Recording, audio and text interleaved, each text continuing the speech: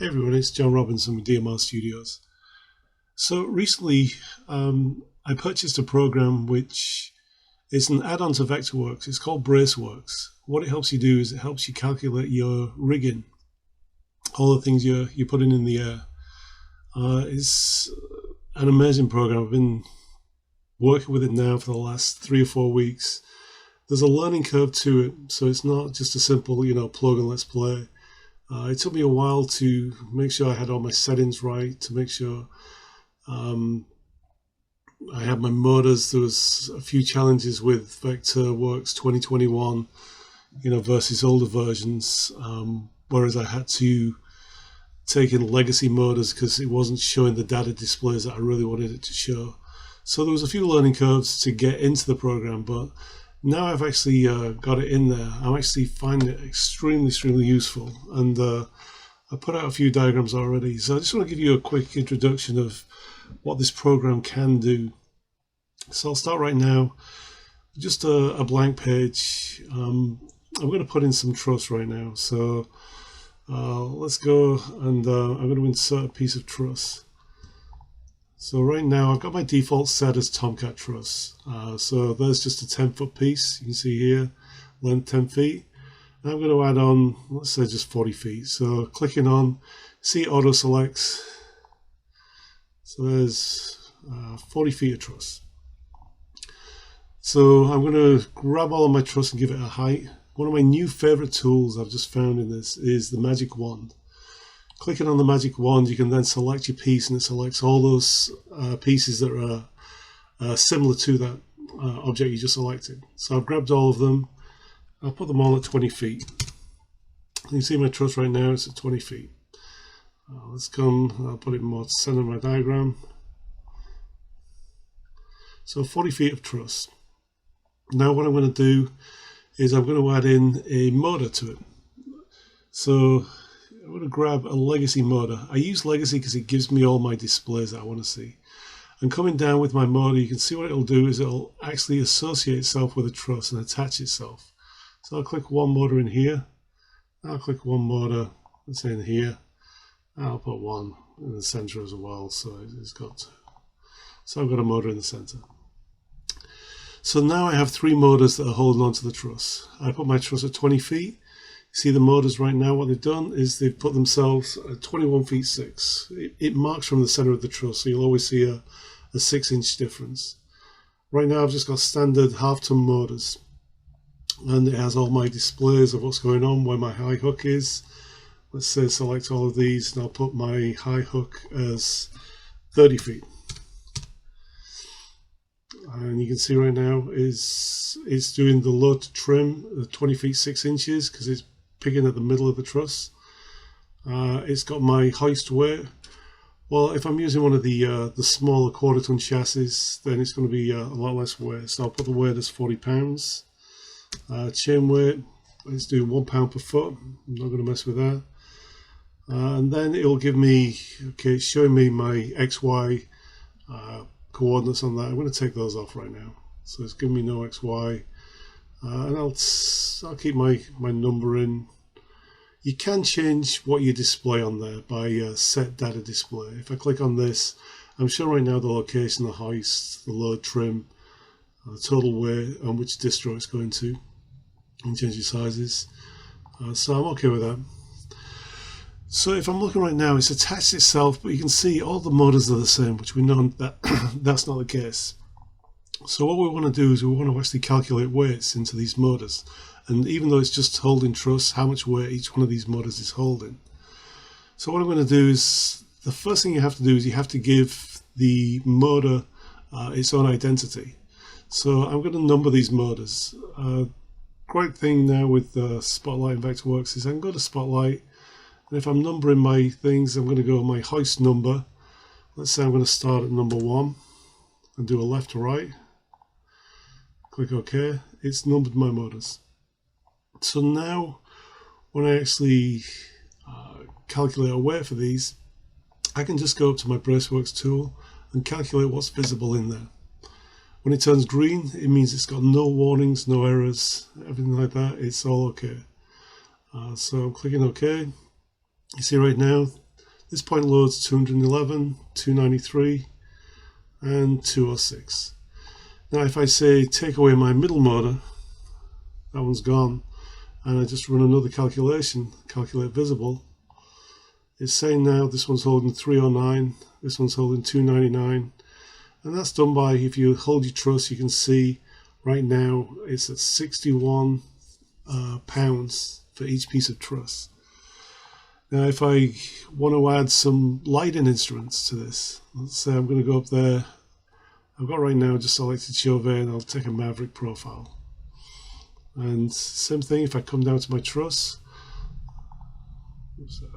put it in, I'm going to come to my truss, and it's going to associate with the piece of truss. So it linked itself on, you can see it's hung itself at 20 feet on the bottom cord. Let's say maybe I'm going to put a few more of these.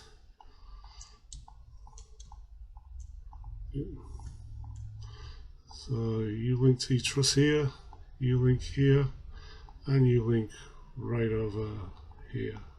Yep. Right over here. So now when I run a calculation, calculate visible, you can see right now this one's holding 533, this one's holding 494. So I'm gonna, let's say, put in a cross member. Maybe I'm doing a piece of truss that's coming back across, you know, as a cable bridge. So I'm going to select maybe just a couple of pieces of truss. I'll put those right here, flip it around. I'm going to do a cable bridge coming over right over here.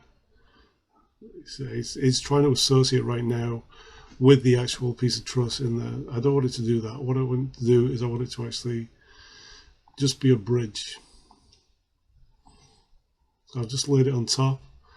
So what I'm going to do is right here there's a tool where you can actually put these ones on top of each other.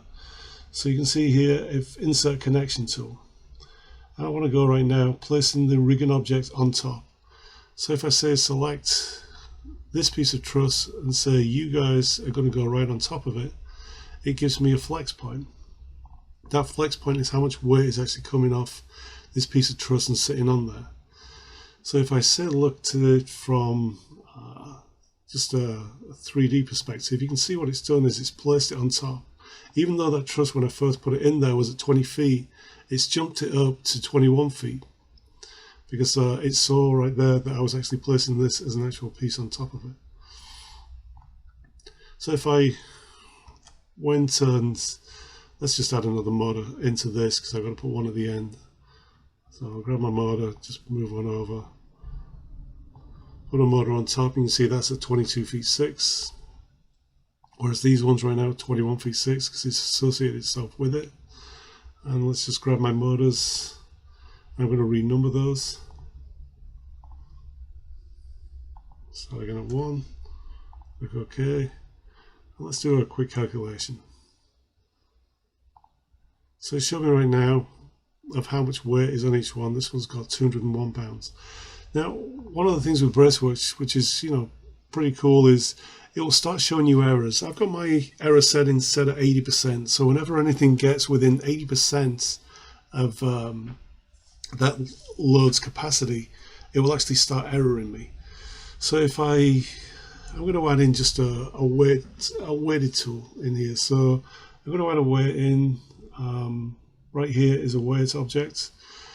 Put a weight in, and I'm going to make that weight, I don't know, let's say 800 pounds. So it's going to start overloading this piece. So 800 pounds. I'm going to call that suddenly it's going to be a projector. You're a projector. I'm going to put you in the video category. And I'm going to attach you to the truss right near this motor. So right there, I put a projector in. Just move you above. What's going to happen is when I calculate these now, I've got a Braceworks, calculate visible.